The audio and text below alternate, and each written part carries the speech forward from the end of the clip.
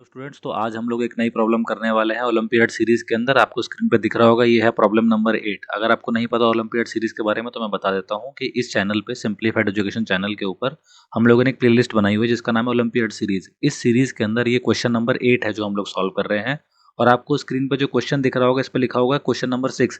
तो ये 2018 pre RMO जो इंडिया में फर्स्ट स्टेज होता है, अगर आप इनमो या IMO means international mathematical olympiad वो देना चाहते हो, या फिर इनमो इंडियन मैथमेटिकल ओलंपियाड देना चाहते हो, तो उसके क्वालिफाई करने के लिए फर्स्ट स्टेज होती है इंडिया के अंदर। तो उसी प्री आरएमओ 2018 क्वेश्चन पेपर का ये क्वेश्चन नंबर 6 है, राइट। तो ये अलजेब्रा बेस्ड इजी क्वेश्चन, तो हम लोग इसको जल्दी से सॉल्व कर लेते हैं, देखते हैं कैसे करेंगे। तो आप नोटिस करोगे यहाँ पे बोल रहा है integer a b c, integers हैं आपके पास ए बी सी, ये सेटिस्फाई करते हैं एक इक्वेशन ये वाली, A plus B minus C equal to 1, और दूसरी A square plus B square minus C square equal to -1। Now the question is saying what is the sum of all possible values of A square plus B square plus C square. तो यानी कि हमको A square plus B square plus C square जो भी possible values आ रही हैं different different A b सी की, वो सारी की सारी हमको कैलकुलेट कर देना है। यहाँ पे देखो, ऐसे क्वेश्चन को करते वक्त आपको दो बातें ध्यान देनी है। पहली बात तो ये ध्यान देनी है इधर कि आपके पास नंबर ऑफ इक्वेशन कितनी है। नंबर ऑफ इक्वेशंस हैं आपके पास केवल 2, और नंबर ऑफ वेरिएबल्स कितने हैं आपके पास, नंबर ऑफ वेरिएबल्स हैं यहाँ पे 3 ए बी सी, राइट।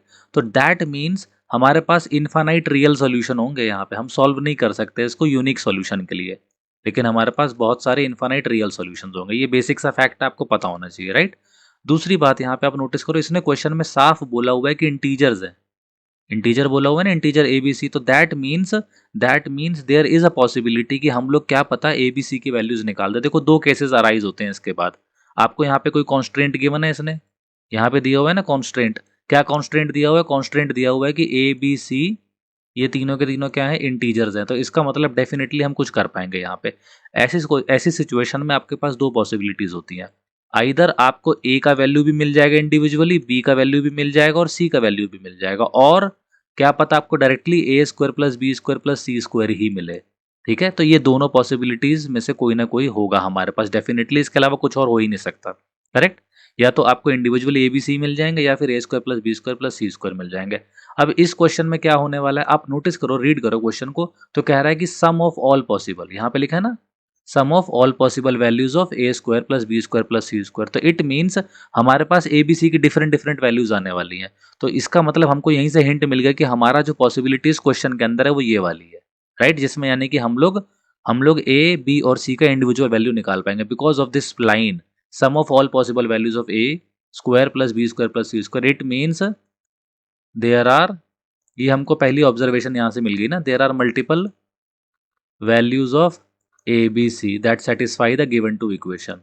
ये हमको यहाँ से that satisfy the given two equation, ये हमको यहाँ से क्या मिल गया, ऑब्जर्वेशन मिला, इन्फॉर्मेशन मिल गया कि यार दो इक्वेशन थी और इसने बोला sum of all possible values. तो यानी कि there is a high chance कि हमको ए बी और सी के इंडिविजुअल वैल्यूज मिल जाएंगे। तो चलो देखो सॉल्व कैसे करेंगे। तो what is the approach, approach ये है यहाँ पे इस क्वेश्चन के अंदर, अप्रोच ये है try to eliminate one variable. कोई एक वेरिएबल को हटा दो यहाँ से। तो हमारे पास देखो, पहली इक्वेशन थी A plus B minus C equal to 1, पहली इक्वेशन है A plus B minus C equal to 1। दूसरी इक्वेशन है A square plus B square, A square plus B square minus C square equal to -1, correct. तो एक काम करते हैं, यहाँ से सी को एलिमिनेट कर देते हैं। सी को एलिमिनेट कैसे करेंगे हम लोग, देखो आप फर्स्ट इक्वेशन से मैं बोल सकता हूँ कि ए प्लस बी का वैल्यू आ गया 1 प्लस सी आ गया। अब आप इसको कर दो स्क्वायर, तो मैं लिख देता हूँ यहाँ पे स्क्वायर बोथ साइड्स। तो अगर स्क्वायर करूँगा तो लेफ्ट हैंड साइड पे मिलेगा A square plus B square plus 2ab, and right hand side पे मिलेगा 1 प्लस सी स्क्वायर प्लस 2c। ओके, अब आप देखो जरा ध्यान से, तो आपको पता है यहाँ से दिखाई दे रहा है इस सेकंड वाली इक्वेशन से जो हमको इन्फॉर्मेशन गिवन है, यहाँ से दिखाई दे रहा है कि ए स्क्वायर प्लस बी स्क्वायर का वैल्यू कितना होता है, सी स्क्वायर माइनस 1 के बराबर होता है।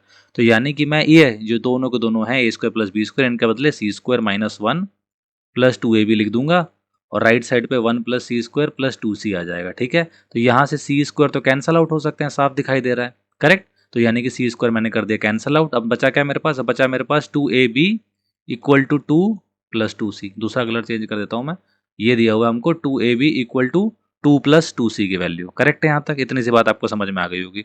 अब आप नोटिस करो एक चीज़ और, अगर मैं 2 कॉमन निकालता हूँ तो ये बनता 1 प्लस सी, और यहाँ वाली जो इक्वेशन है ये वाली देख रहे हो, इसमें क्या था 1 प्लस सी का वैल्यू a प्लस बी है, तो 2 टाइम्स a प्लस बी, और लेफ्ट हैंड साइड पे भी 2ab हो गया।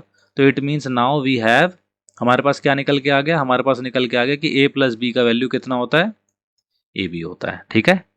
तो यानी कि आपको बेसिकली ऐसे दो नंबर सोचने हैं जिनका सम और प्रोडक्ट जो है ना वो सेम होता हो। करेक्ट? यही हुआ ना इसका मतलब, तो सम और प्रोडक्ट दोनों के दोनों क्या हो जाए, सेम हो जाए। चलो थोड़ा सा और मैनिपुलेट करते हैं, मे बी हमको ज़्यादा हिंट मिल जाए आगे चल के। अब हम लोग एक काम कर सकते हैं यहाँ से, अगर मैं a इज इक्वल टू लिख दूँ ए बी माइनस बी, तो आप नोटिस करोगे मैं यहाँ से लिख सकता हूँ b कॉमन, तो a माइनस वन, राइट? यानी कि मैं ये बोल सकता हूँ कि a over a minus one का वैल्यू कितना हो जाएगा, b हो जाएगा। बात समझ में आ गई ना यहाँ से आपको? अच्छा, इसको फिर से सॉल्व करते हैं, थोड़ा सा यहाँ पे लिख लेता हूँ मैं। तो आप नोटिस करोगे कि एक काम कर सकता हूँ मैं यहाँ पे, ऊपर लिख दूँ a minus one plus one, तो नीचे हो जाएगा a minus one equal to B. Correct? तो now I can write it like this, one plus a minus one over a minus one equal to b। तो it means one over a minus one equal to b minus one. सही है ना? यहाँ तक ये बहुत ही कमाल की चीज़ आ गई हमारे लिए यहाँ पे। अब हमारे लिए क्वेश्चन बहुत ही ज़्यादा ईजी होगा। कैसे? आप देखोगे ध्यान से तो यार, एक b जो है ना ये इंटीजर है। b क्या है? एक इंटीजर है, राइट? अगर b एक इंटीजर है तो b माइनस वन भी क्या हो जाएगा, वो भी इंटीजर हो जाएगा ना, वो भी इंटीजर। तो अब एक बात बताओ, अगर b माइनस वन इंटीजर है और आपको क्या करना है, आपको ऐसा इंटीजर ढूंढना है, और a माइनस वन देखो ये भी इंटीजर है ना, ये भी क्या है, इंटीजर है। और इंटीजर का रेसिप्रोकल कर रहे हो आप, देख रहे हो आप, वन ओवर, तो one over two, one over three, क्या ये इंटीजर होते हैं? नहीं। तो केवल दो ही ऐसे नंबर हैं जिनका आप रेसिप्रोकल भी कर दोगे तब भी वो इंटीजर रहने वाले हैं। कौन कौन से? One and minus one.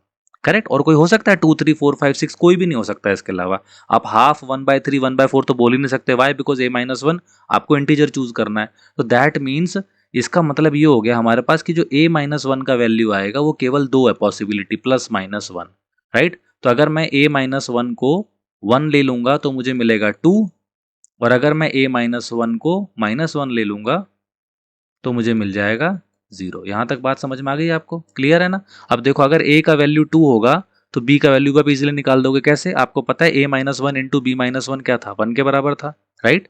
तो अब हम लोग यहाँ से इजीली a का वैल्यू टू पुट करेंगे तो b का वैल्यू कितना मिल जाएगा, चाहे कहीं पे पुट कर लो, इस इक्वेशन में डाल के देख लो।